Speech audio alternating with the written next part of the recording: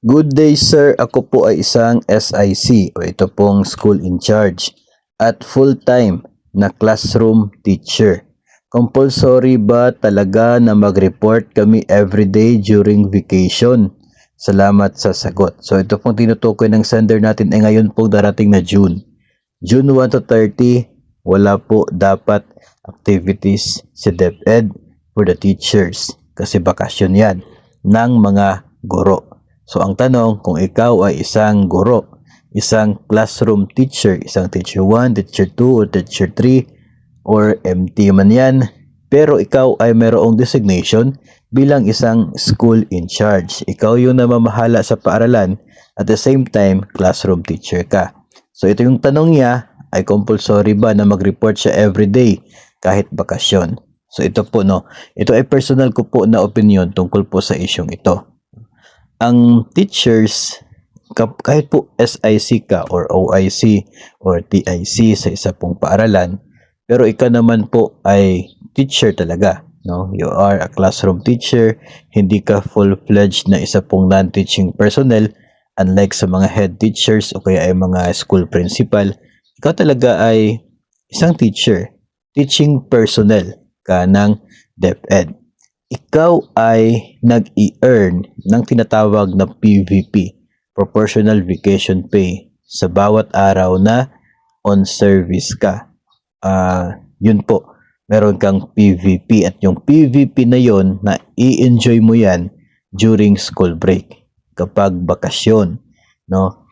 Doon mo na i-enjoy yan. Bakasyon mo, may sahod ka kasi yung naipon mo na vacation days no, sa PVP days, yun ay parang ma-monetize at yung monetization niya ibabigay sa iyo as payment, as sahod mo during that period kahit on vacation ka.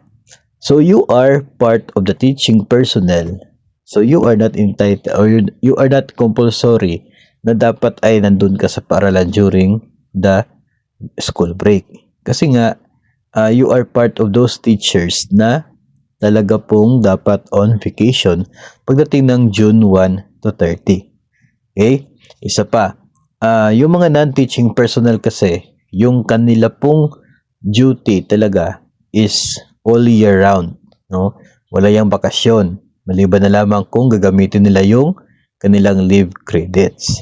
At every month, nag-i-earn yan ng leave credits isang araw, 1.25 sa vacation, 1.25 sa sick leave.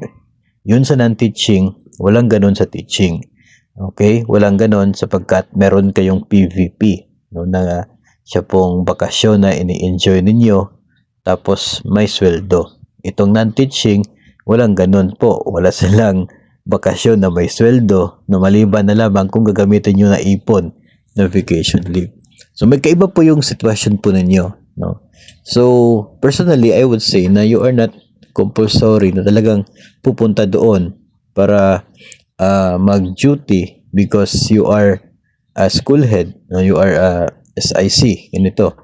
Pero kasi ikaw rin po naman ay isang teacher na entitled doon sa bakasyon at entitled na ma-enjoy yung PVP mo.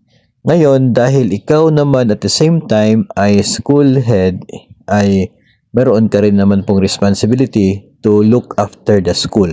No, kahit po bakasyon, siguro from time to time pupuntahan mo naman, titingnan no yung mga nangyayari doon kasi nga you are it is also part of your responsibility no yung paaralan. No, hindi mo naman pwede na hayaan na lamang yan for 1 month na walang mga hindi mo bibisitahin dahil pagdating ng July ay magsisimula na itong NLC. So, dapat meron din naman po mga mangyayari preparations po doon.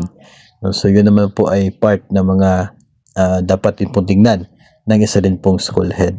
Pero doon kasi sa sense kasi ng tanong ay para naging compulsory na everyday talagang papasok doon kahit po bakasyon. Personally, I would say na hindi po. No? Better to ask for guidance from your district supervisor kung ano po yung order o ano po yung masasabi nila tungkol po sa issue na yan sa part po ninyo para po malinaw, no? at hindi po kayo mag-overthink pagdating po sa darating na June.